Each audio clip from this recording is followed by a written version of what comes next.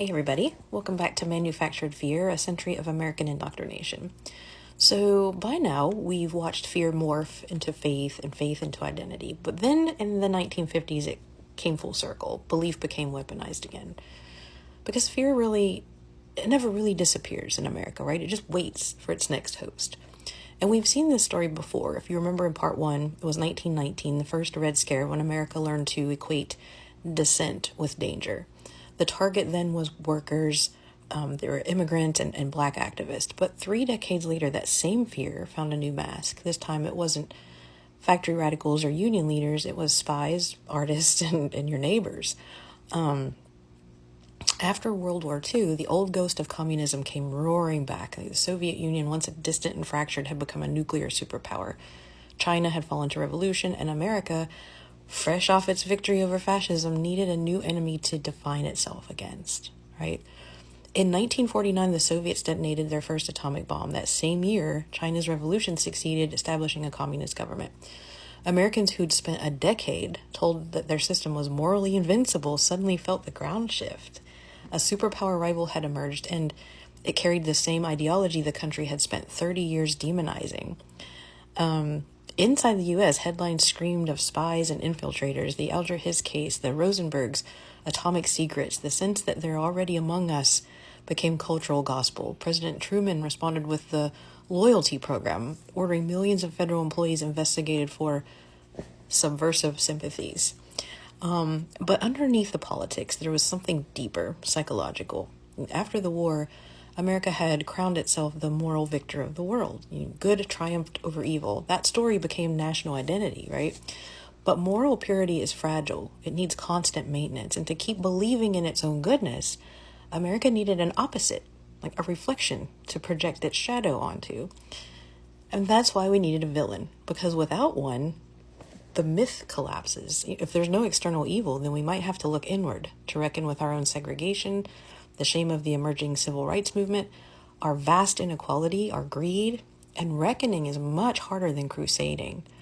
So we found a new devil that looked safely foreign, the communist, the outsider, the heretic in the crowd, if you will. In the post-war years, America stood as the leader of the free world, a shining city on a hill, or at least that's what we were told. To preserve that myth, the country needed constant contrast.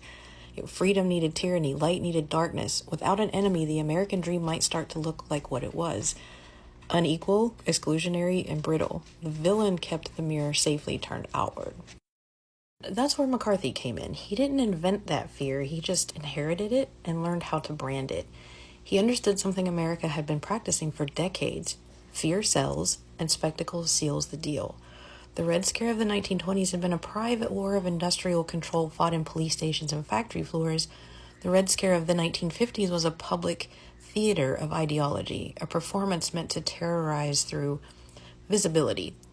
The hearings were theater, televised morality plays where senators played inquisitors and ordinary citizens played suspects. Teachers, raiders, and actors were dragged before committees to prove their loyalty.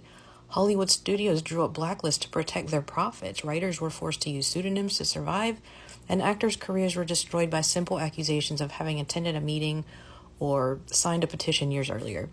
Careers were erased by whispers, reputations buried without trials, and no one wanted to be the next target, so silence became the price of safety. McCarthy's genius wasn't in uncovering traitors. It was in exploiting the fear that there might be one in your neighborhood, your workplace, even your own home. He turned paranoia into proof of patriotism. The more you distrusted, the safer you felt. And the government, the church, and the media all played their part. Newspapers ran headlines about communist infiltration in schools and churches, even in the Girl Scouts. Movies portrayed noble Americans defending liberty against cunning foreign agents. Sunday sermons blurred the line between Christianity and capitalism, calling communism not just an un-American idea, but unholy. This was the merging of all 3 indoctrination streams we've traced: fear, faith, and commerce. Fear told people to conform, faith told them it was righteous, and commerce sold them comfort for their anxiety. Televisions, canned foods, cars, and homes in white picket fence suburbs, all symbols of the good American life. The most potent symbol of that psychological transaction was the backyard fallout shelter. advertised as the ultimate consumer security product.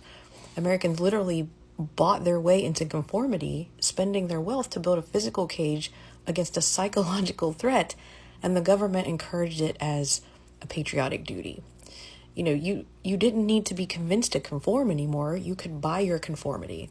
The consumer boom became its own loyalty oath. And that's the psychology of control at scale. When fear becomes identity and suspicion feels like virtue.